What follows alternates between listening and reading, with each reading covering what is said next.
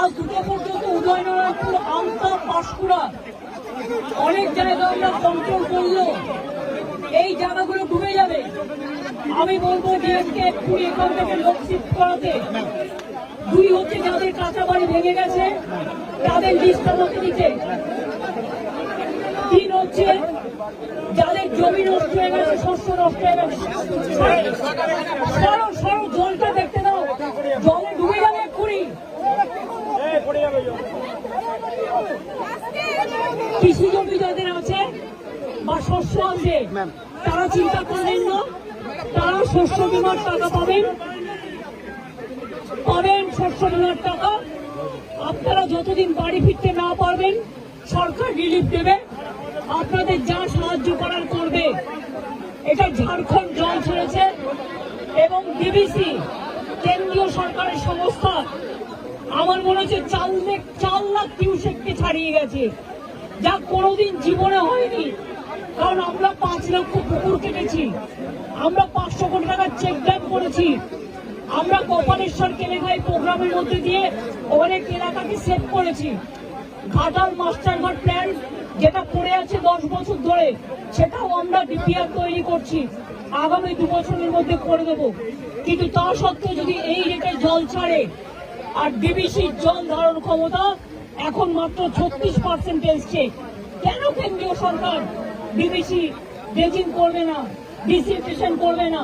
ডিবিসির জলে কেন বাংলা ডুববে আমি জানতে চাই, আমরা কৈফিয়ত চাই। ফরাক্কায় ড্রেজিং করে না, বাংলা ডোবে, বিহার ডোবে। আর ডিবিসি ড্রেজিং করে না, বাংলা ডোবে, বাংলায় জল ছেড়ে দিয়ে ঝাড়খণ্ডকে সেফ রাখে। এটা তো ঠিক নয়। বাংলা একটা নৌকার মতো, আর সব জল নেপালে বৃষ্টি হলে উত্তরবঙ্গে ঢুকবে, ভুটানে বৃষ্টি হলে জলপাইগুড়িতে ঢুকবে, আলিপুরদুয়ারে ঢুকবে, কুচবিহারে ঢুকবে, নর্থ বেঙ্গলে ঢুকবে।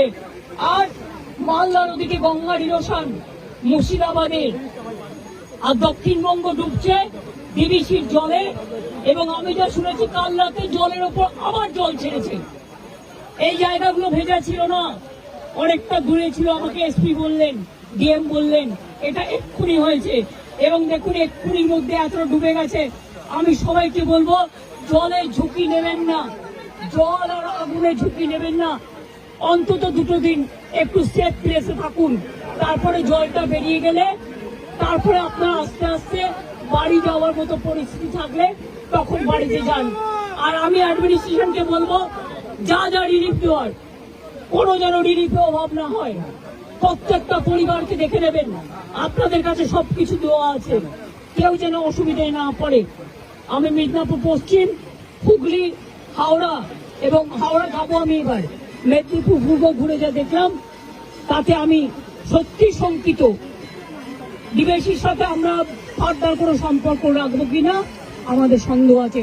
আমি সব সম্পর্ক কাট আপ করে দেবো যদি মানুষকে এইভাবে ডোবায়। আবার ছেড়েছে মানে পুরো চক্রান্ত, মানে এটা পূর্ব পরিকল্পিত এবং এটা পরিকল্পিত বন্যা। এটা আমাদের বৃষ্টির জলে বন্যা নয়, বৃষ্টি হয়েছে 3-4 দিন, কিন্তু এটা ম্যান মেড প্ল্যান।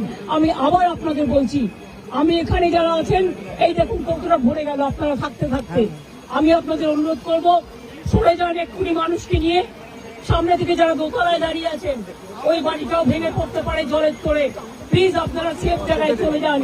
জল কিন্তু 8 ঘন্টার মধ্যে ডুবিয়ে দেয় সব, আগুন যেমন হু হু করে ডুবিয়ে দেয়।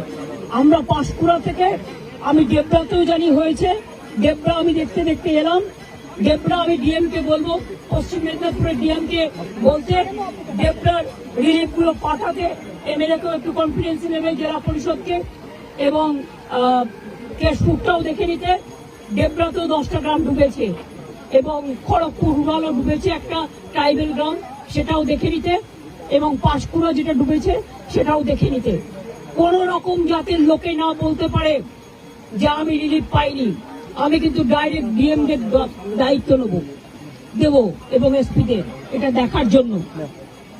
খরচা করুন, মানুষকে দিন, তাতে যা লাগবে কোনো অসুবিধা হবে না।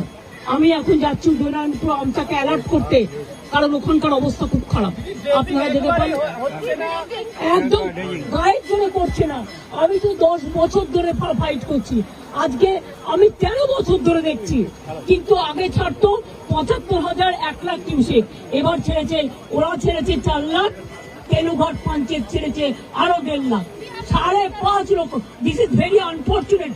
I do not know why central government is not this dredging for DBC. Their reservation power now it came down about 36% only, and all the water they release for Bengal. Why Bengal will be man-made flooded because of central government irresponsible activities? I am sorry, this is not Bengal water. This is the Jharkhand water from Tenughat Panchayat, and this is the water coming from central government organization, the DBC. বারবার সতর্ক করছেন, বহু উদাসীন, বারবার সতর্ক করছেন আপনি। না, এটা নিয়ে বড় আন্দোলনে যেতে হবে, এটা নিয়ে আমরা বড় আন্দোলনে যাবো।